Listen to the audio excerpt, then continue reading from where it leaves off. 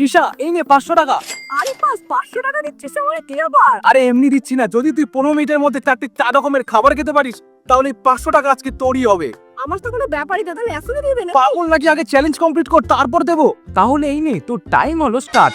তারপর আমি আর কি পড়ে কি মরি করে ছুটেছিলাম, বিকজ এই 500 টাকাটা তো আমাকে জিততেই হবে। আর ছুটতে ছুটতেই চোখে পড়ে গেল ভুট্টা। আর যেমন কি তোমরা জানো ভুট্টা তো পুরো হলুদ কালারের, তাহলে তো আমার একটা কালার হয়ে গেল ডান। এত ছুটতে ছুটতে তো আমি ভীষণ হাঁপিয়ে গেছিলাম, আর তাই নিয়ে নিয়েছিলাম আমি ঠান্ডা ঠান্ডা ব্লু লাগুন। তাহলে তো আমার সেকেন্ড কালার ফুডও হয়ে গেল ডান।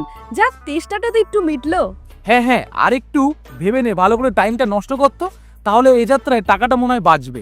যাই হোক, অনেক ভেবে আমি বের করে ফেলেছিলাম আমার প্রিয় মোমো, যেটা তো তোমরা জানোই প্রপার হোয়াইট কালার হয়। তাহলে 3 নম্বর কালার ফুডও কিন্তু হয়ে গেল আমার ডান। তারপর চোখে পড়ে গেল আইসক্রিম দাদাকে, বাস চট করে নিয়ে ফেললাম একটা অরেঞ্জ ফ্লেভারের আইসক্রিম।